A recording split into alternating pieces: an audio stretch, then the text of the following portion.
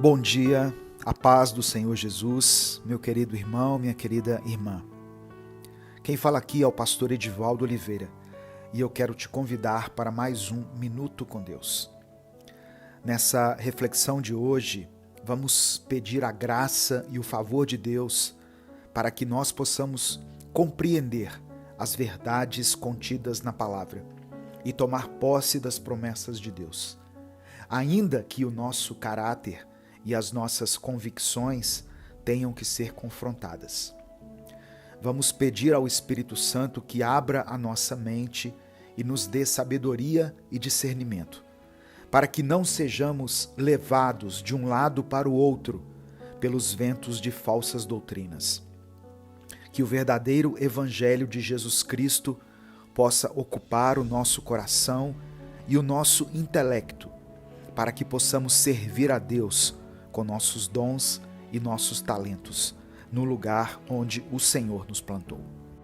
Eu quero pedir que você dê o like nesse vídeo, se inscreva aqui no canal Minuto com Deus e ative o sininho das notificações que vai aparecer para você. Se você quiser apoiar esse projeto, seja membro do canal.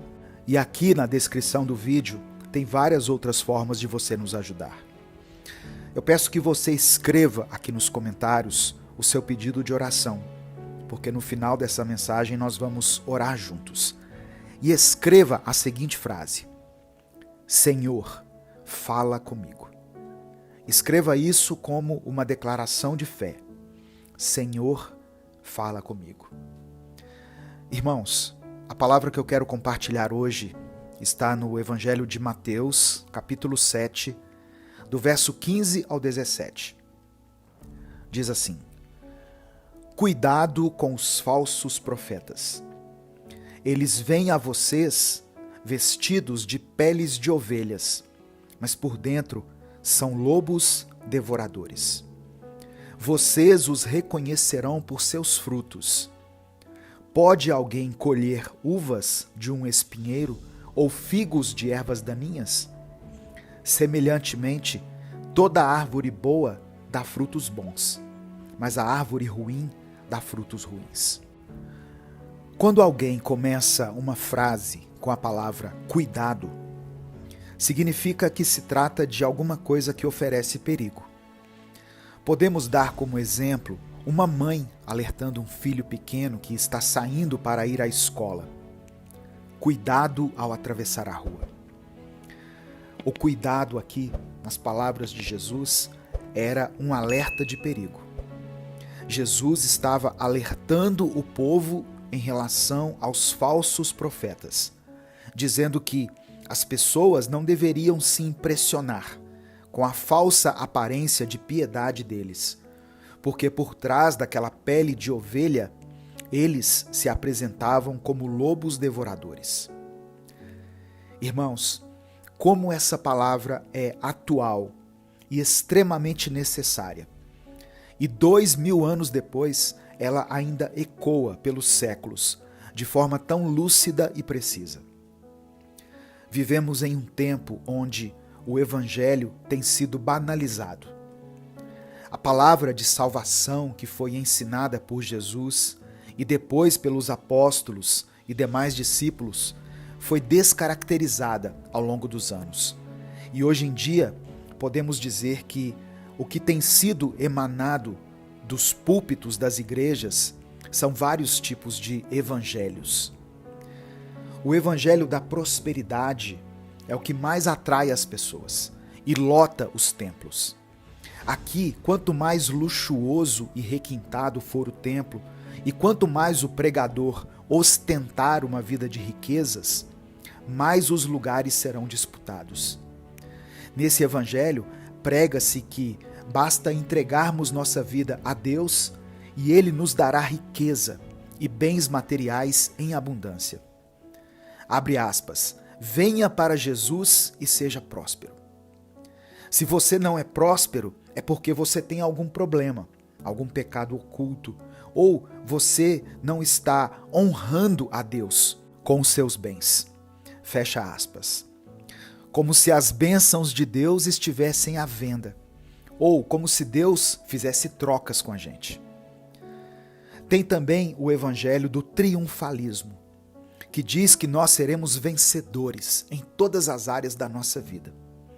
Portanto, estaremos livres de doenças, de crises, nossos casamentos nunca terminarão em divórcio, nossos filhos nunca irão se desviar e as pessoas que amamos nunca vão morrer. Afinal de contas, somos mais que vencedores e podemos todas as coisas naquele que nos fortalece. Nesse evangelho, nós somos os seres mais perseguidos dessa terra. Nunca somos os perseguidores. O tempo inteiro existem inimigos tramando contra nós. Somos apresentados como os heróis da história. Por exemplo, na história de Davi contra o gigante Golias, nós somos Davi. E o gigante pode ser seu encarregado, seu vizinho, seu rival, ou até mesmo alguém que esteja ocupando uma posição de governo. Ou seja, o gigante é um inimigo que precisa ser derrotado.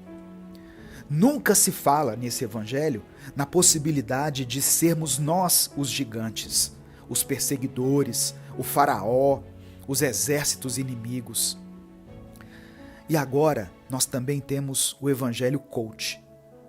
Essa é a versão mais descolada e atraente desse século. Nesse evangelho, em especial, Jesus se tornou a solução para a nossa saúde mental, para o nosso equilíbrio emocional, para a nossa procrastinação, para a nossa falta de produtividade. E com ele podemos experimentar uma vida em alta performance. Olha só, essa mesma passagem bíblica que eu li, de Mateus 7, na versão da Bíblia A Mensagem, ela diz assim: tomem cuidado com os pregadores muito sorridentes. A sinceridade deles é fabricada. Eles não perderão nenhuma oportunidade para depenar vocês. Não fiquem impressionados com o carisma. Procurem o caráter. Importa o que os pregadores são, não o que dizem. Um líder de verdade jamais irá explorar as emoções ou as economias do povo. Algumas pessoas questionam quando eu uso essa versão da Bíblia A Mensagem, mas tem momentos em que ela é muito útil e muito certeira. Irmãos, as aparências podem enganar os homens, mas não enganam a Deus. Carisma não é sinônimo de caráter. A palavra do Senhor diz em 2 João, capítulo 1, versículos 8 e 9, o seguinte: tenham cuidado, olha o cuidado aqui de novo, para que vocês não destruam o fruto do nosso trabalho, antes sejam recompensados plenamente. Todo aquele que não permanece no ensino de Cristo, mas vai além dele, não tem Deus. Quem permanece no ensino tem o Pai e também o Filho. Hoje, o Espírito Santo me levou a fazer essa reflexão, para que você tome cuidado com os falsos profetas, porque eles podem enfraquecer a sua fé, criando expectativas fantasiosas na sua mente, impedindo que você tenha um relacionamento verdadeiro com Deus, fazendo com que, na sua mente, Deus se torne o gênio da lâmpada, que existe para satisfazer os seus desejos. O evangelho pregado por Jesus fala de arrependimento. Ele nos revela que o homem é pecador e que precisamos da misericórdia de Deus. O evangelho diz que a nossa vida é passageira, mas que poderemos estar na presença do Senhor na eternidade. Jesus disse que nesse mundo teríamos aflições, mas que tivéssemos bom ânimo, pois ele venceu o mundo. Mantenha a sua fé, a sua esperança, mas tenha os pés no chão. Cumpra o chamado para o qual o Senhor te chamou. Faça com excelência tudo o que vier às suas mãos. Guarde o seu testemunho. Que um dia você possa dizer, como o apóstolo Paulo: Combati o bom combate, terminei a corrida, guardei a fé. Agora me está reservada a coroa da justiça, que o Senhor, justo juiz, me dará naquele dia. E não somente a mim, mas também a todos os que amam a sua vinda. Eu quero orar por você nesse momento. Se o Espírito Santo colocar em sua mente uma pessoa ou uma situação específica, escreva ela aqui nos comentários. Mas escreva a frase que eu sugeri no começo. Fala comigo, Senhor. Vamos orar a Deus. Senhor, meu Deus e Pai, nós nos aproximamos de Ti nesse momento, com o nosso coração e o nosso espírito sedentos pela Tua verdade.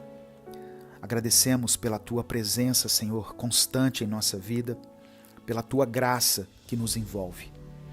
Pedimos que Tu nos conceda sabedoria e discernimento necessários para que possamos compreender as verdades profundas contidas na Tua palavra. Que o Espírito Santo ilumine a nossa mente, fortaleça o nosso espírito, para que nós possamos resistir aos ventos enganosos de falsas doutrinas e permanecer firmes na fé genuína. Ajuda-nos, Pai, a discernir entre o verdadeiro e o falso, entre os bons frutos e os maus frutos. Que não sejamos seduzidos pelas aparências ou pelo carisma, mas sim guiados pelo caráter e pela verdadeira piedade. Protege-nos, guarda-nos, livra-nos dos falsos profetas, que se vestem em peles de ovelha, mas que por dentro são lobos devoradores. Dá-nos a coragem para confrontar as nossas próprias convicções, para que possamos crescer na fé, na intimidade contigo e na santidade. Ajuda-nos, meu Pai, a usar os nossos dons e talentos para servir ao Teu reino, para servir as pessoas, no lugar onde o Senhor nos plantou. Que possamos viver uma vida que honre e glorifique o Teu nome, mantendo a nossa fé e a nossa esperança, mesmo diante de todos os desafios que nos cercam aqui nesse mundo. Que os nossos corações estejam sempre voltados para Ti, buscando a Tua vontade e a Tua direção. Ó Deus, eu quero apresentar diante do Senhor todos os pedidos de oração escritos aqui nos comentários. Contempla a vida dessa irmã e desse irmão e, segundo a Tua vontade, conceda a eles a vitória diante de todos os problemas que eles têm enfrentado. E enquanto essa vitória não chega, que o Senhor dê a ele força, coragem, determinação, ousadia, intrepidez, para que ele possa viver a sua jornada aqui nessa terra de forma digna, de maneira que o Teu nome seja glorificado na vida dessa pessoa. É por isso que eu oro e Te agradeço, em nome de Jesus. Amém. Compartilhe essa mensagem porque ela pode transformar a vida de alguém. Deus te abençoe. Eu sou o pastor Edivaldo Oliveira. Esse foi mais um Minuto com Deus.